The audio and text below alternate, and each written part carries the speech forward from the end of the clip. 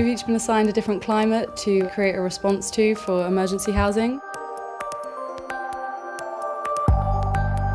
Ours is the CFB climate, which is England, France, and we're working on the Calais jungle.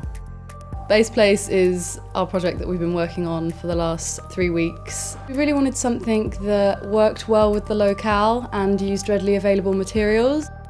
It's a base that creates a home for someone, because the main problem was that we needed to raise the people up off the floor because it's like a swamp. You're providing a space for people to live out their daily lives with dignity and demarcation of their own space. I chose the project because I thought it would be a really worthwhile cause that I could get behind in helping refugees.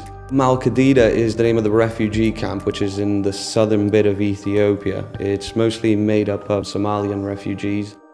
Our response was quite different than the other 3 groups. We didn't want to send materials over, i.e. tents. We tried getting as far away from that as possible. And instead we devised ways that they can build their own shelters using the materials that are over there and are free. Part of what we designed was more techniques and ways that they can do it. The actual final look of the building and the layout, we left that so they can decide for themselves. I think the applications of rammed earth go beyond refugee shelters. They're applicable to very high-end homes as well if used correctly, and it's very ecological. Our project was concentrated in Turkey and Greece for refugee camps. We concentrated rather on a system of sheltering rather than just one single unit.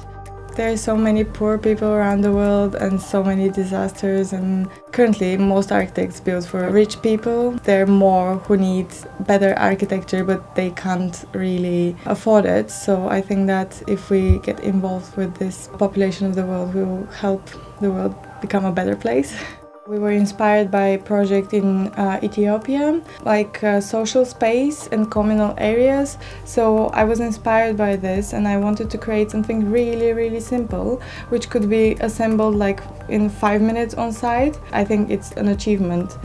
It's a very short program, it's only 2.5 weeks, and we asked the students to do an awful lot in that time. So they started out looking at existing approaches to refugee housing and then looking at how to make them more specific in terms of their context, in terms of the climate that they're being used in, and in terms of responding to the physical and cultural needs of the people that are actually going to use them. They've done a bit of an evaluation of an existing approach or a system, and then they've made their own design proposals basically as a result of that kind of line of inquiry and thinking about how a system is actually implemented in a real situation. But the interesting thing for me has been that the students have just been really keen to engage with this particular topic. It was something, I think there was a lot of demand for this studio. There was a kind of a social appetite to get involved, and also the idea of making as well, I think is something that a lot of the students are really into. So getting to work with rammed earth, getting to produce some Catalan vaulting, getting to work with timber frame, those are all things that the students had a real kind of desire to do, which was good. We're being assessed for this project, and crits are something that I really enjoy. You get a chance to have feedback on something, because working in a small team you tend to think all your ideas are amazing, and then you get to the crit and then they kind of give you some pointers on what you've done right and what you've done wrong.